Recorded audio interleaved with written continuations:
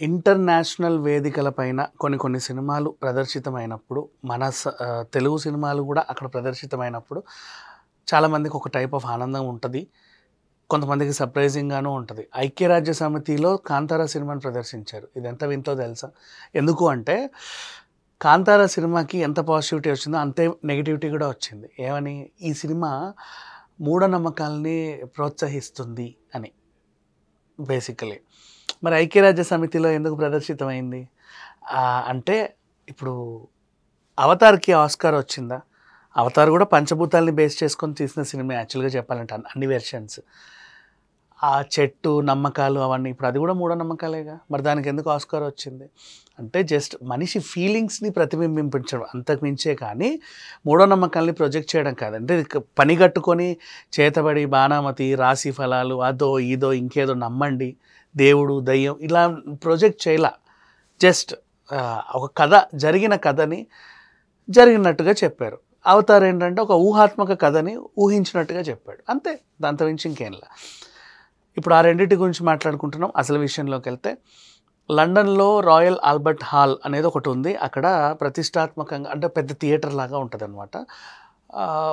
చాలామంది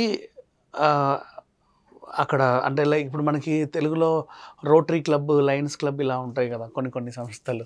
అలా వాళ్ళందరూ కలిసి అక్కడ ఉన్నప్పుడు అందులో మెంబర్‌షిప్ ఉన్నవాళ్ళు అరుదుగా అప్పుడప్పుడు కొన్ని సినిమాలు ప్రదర్శిస్తారు యాక్చువల్‌గా. ఇప్పుడు కాన్స్ ఫెస్టివల్‌లో మన సినిమా ఏదన్నా ప్రదర్శించారంటే అదొక ఆనందం.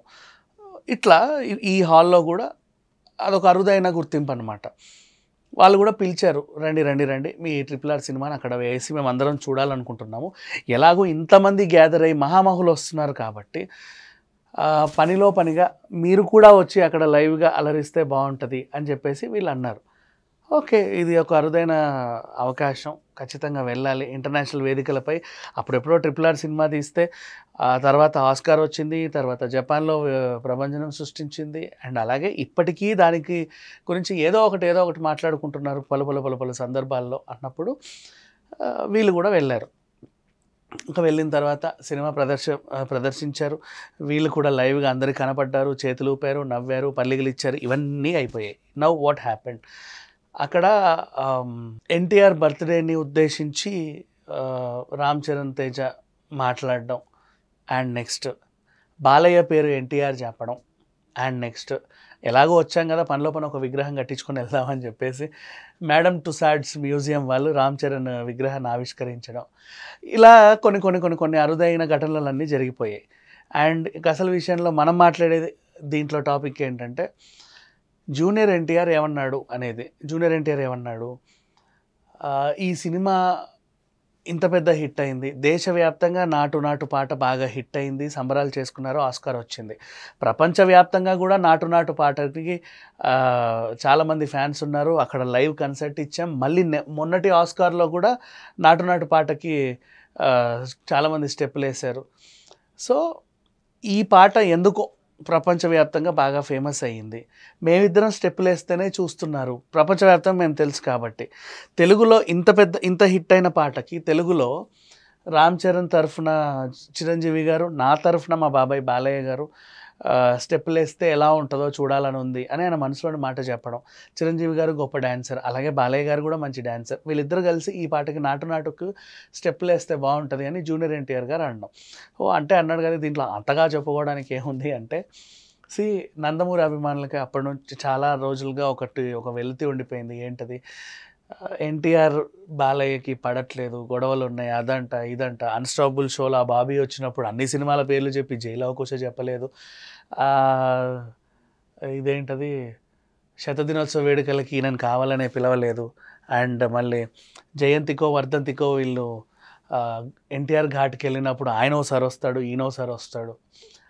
ఎన్టీఆర్ ఉన్న ఫ్లెక్సీలను తీసి పడేయని చెప్పి బాలయ్య అన్నాడు. అసలు ఎన్టీఆర్ పేరు చెప్పడం ఈయనకి ఇష్టం లేదు. ఆయనకి ఎన్టీఆర్ పేరు అంటేనే వాళ్ళంతా కంపరం. ఇలాంటి వార్తలన్నీ రాశారు. బట్ ఇప్పుడు చూడండి, జూనియర్ ఎన్టీఆర్ స్వయంగా బాలయ్య గారి పేరు తీయడం ఎంత హాయిగా ఉంది. ఈ పాటకి చిరంజీవి గారు అండ్ బాలయ్య గారు డ్యాన్స్ వేస్తే సంతోషంగా ఉంటుంది అని ఆయన నోటి వెంట రావడం చాలామందికి కిక్ ఇచ్చింది చెప్పాలి అంటే. అండ్ ఇంకో 4 రోజుల్లో ఎన్టీఆర్ బర్త్డే కూడా ఉంది.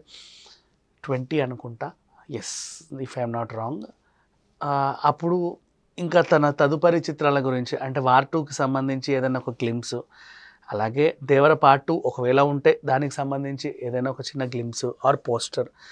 నెక్స్ట్ ప్రశాంత్ నీల్ సినిమాకి సంబంధించిన ఒక చిన్న అప్డేట్, ఫ్యూచర్ ప్రాజెక్ట్ ఇంకేదైనా ఉంటే సర్ప్రైజింగ్గా వాటి గురించి కూడా ఇంకేదైనా ఒక అప్డేట్ ఇచ్చే అవకాశాలు అయితే ఉన్నాయి. వీటన్నిటితో పాటు ఈసారి ఎన్టీఆర్ నోటి వెంట బాలయ్య మాట 2-3 సందర్భాల్లో వచ్చింది కాబట్టి ఫ్యాన్స్ కూడా ఈ ఎన్టీఆర్ బర్త్డేని బాలయ్య ఫ్యాన్స్, ఇటు ఎన్టీఆర్ ఫ్యాన్స్, అంటే ఓవరాల్ నందమూరి ఫ్యాన్స్ కలిసి సెలబ్రేట్ చేసుకునే అవకాశం అయితే ఉంది. Thank you so much.